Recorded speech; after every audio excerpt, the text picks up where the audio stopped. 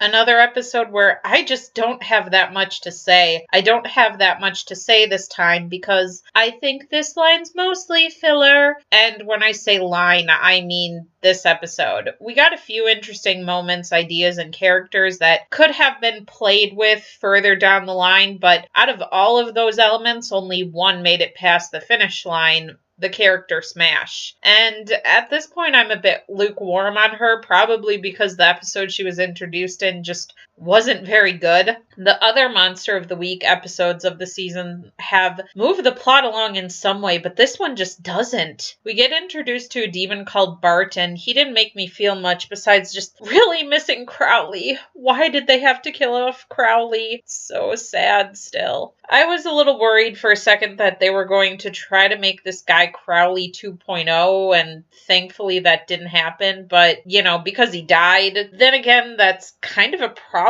because by the end of this episode, nothing that happens in the plot just matters much at all. I guess the spell Bart introduced to help find Jack might play a role further down the line, but any character could have introduced that element into the story. It didn't have to be Bart, so Bart just didn't need to exist in the first place. Grab, the demon working for Bart, was pointless. Luther was pointless too, and a waste of Richard Brake's talent, because again, they all die. I also have to say that most of the humor just didn't do it for me this time. Jensen is probably the best comedic actor on TV that's not labeled as such, but the humor felt just overdone and phoned in. I also guessed pretty early on that Luther had the bones of Bart, so the reveal at the end was pretty obvious to me. If I wanted to talk about things I like, I can say that I liked the banter between Bart and Dean. I liked how quickly Bart sized the boys up and knew how to play and manipulate them, and he did that pretty well, so that made for good scenes. I do think Smash has potential.